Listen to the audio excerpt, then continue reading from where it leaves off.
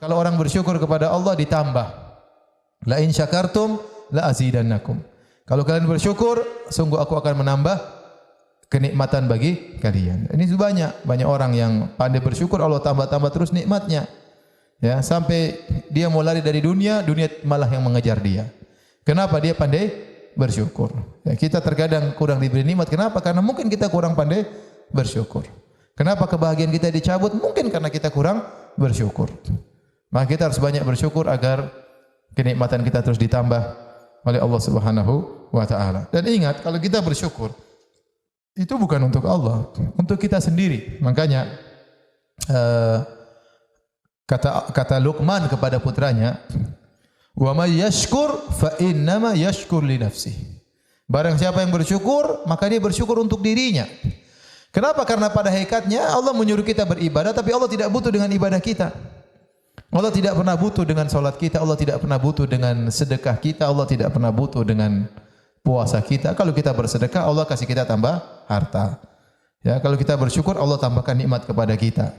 Makanya dalam hadis qudsi kata Allah Subhanahu wa taala, "Ya ibna ya ibadi law anna awwalakum wa akhirakum wa insakum wa jinnakum kanu ala atqa qalbi rajulin wahidin minkum ma zada fi mulki syai'a." Wahai hamba-hambaku, kalau kalian seluruhnya dari awal sampai akhir, jin dan manusia, semuanya hatinya seperti hati Muhammad, hati orang yang paling bertakwa seperti Muhammad sallallahu alaihi wasallam, tidak akan menambah kekayaanku sama sekali.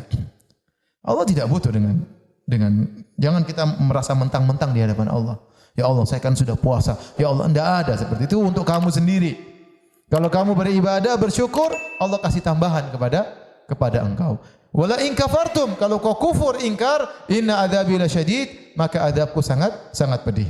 Maka seorang tatkala dia ingin menjaga kenikmatan yang Allah berikan kepada dia dengan cara bersyukur. Kata seorang penyair, in kunta fi ni'matin far'aha. Ya.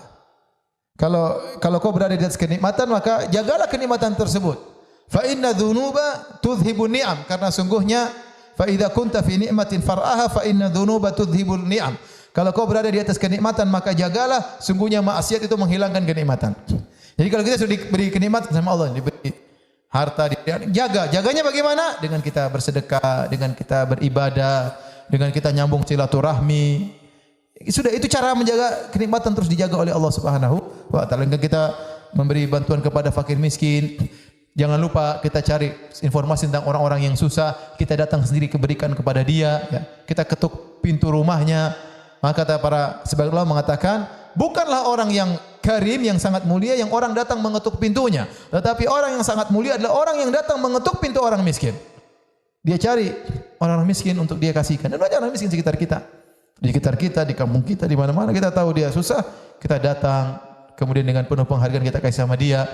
Justru kalau kita kasih bantuan kepada dia, kita yang pertama bahagia. Kita yang pertama bahagia. Kenapa? Kita beri kebahagiaan kepada dia, sebelum dia bahagia kita sudah bahagia terlebih dahulu. Karena kebahagiaan dari siapa? Dari Allah Subhanahu wa taala.